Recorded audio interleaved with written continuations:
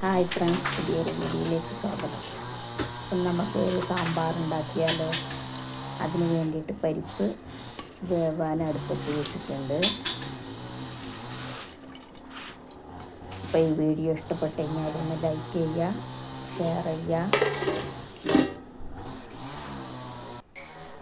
Subscribe ചെയ്യുക, comment ചെയ്യുക. അപ്പോൾ ഇന്ന് ഞാൻ കുറച്ച് പച്ചക്കറികൾ മാത്രമാണ് എടുത്തിട്ടുള്ളത്. കുമ്പളം, പയർ, പിന്നെ സവാള, തക്കാളി, പച്ചമുളക്, ക്യാരറ്റ്, പിന്നെ ഉരുളൻകിഴങ്ങ്. അപ്പോൾ എല്ലാം കൂടി ചട്ടിയിൽ ഇട്ട് കൊടുത്തിട്ടുണ്ട്. ഇനി എല്ലാം കൂടി കിടന്ന് നന്നായിട്ടൊന്ന് വെന്ത് കിട്ടണം.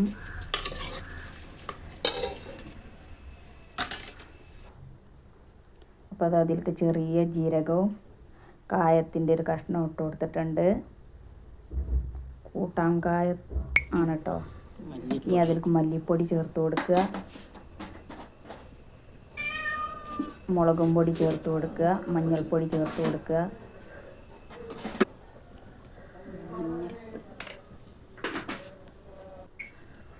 എന്നിട്ട് ആവശ്യത്തിന് ഉപ്പ് ചേർത്ത് കൊടുക്കുക. അപ്പോൾ അത് പകുതി വേവായിട്ട് കിട്ടിയിട്ടുണ്ട് എല്ലാം.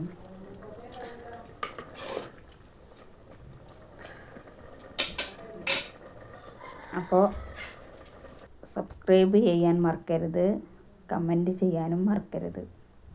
അപ്പോൾ ഇതിലേക്ക് ഇഞ്ചി വെളുത്തുള്ളി പേസ്റ്റ് ഇട്ട് കൊടുത്തിട്ടുണ്ട്. പുളി പിഴിഞ്ഞ് ഒഴിച്ച് കൊടുക്കുക.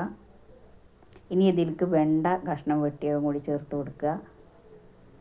എന്നിട്ട് എല്ലാം കൂടി നന്നായിട്ടൊന്ന് വെന്ത് റെഡിയായി കിട്ടണം.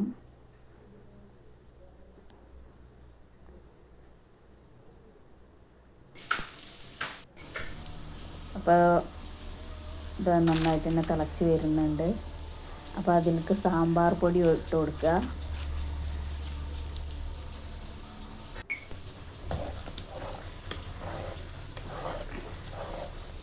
ഇപ്പോൾ നന്നായിട്ട് തന്നെ സാമ്പാർ വെന്തിട്ടുണ്ട്.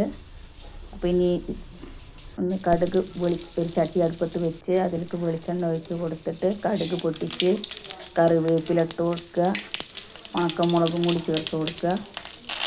എന്നിട്ട് വേവിച്ച് വെച്ച സാമ്പാറിൽ ഒഴിച്ച് കൊടുക്കുക.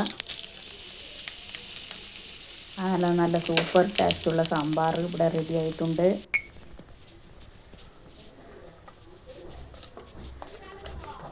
അതിനുശേഷം ഞാൻ ചോറ് കഴിച്ചു.